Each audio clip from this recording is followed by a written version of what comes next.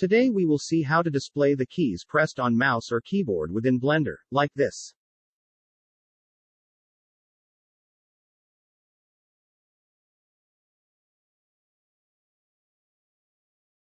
Navigate to this Git repository. The link will be in the description.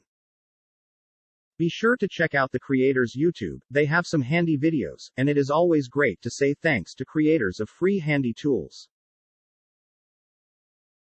Click Clone. And download zip. In Blender, click Edit. Preferences.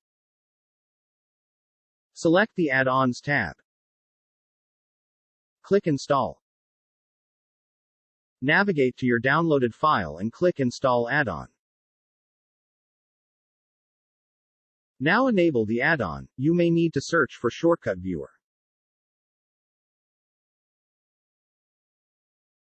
Open the sidebar by pressing N on the keyboard.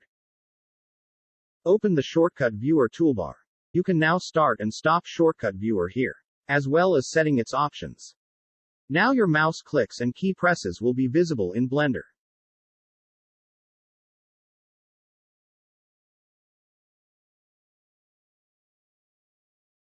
Goodbye.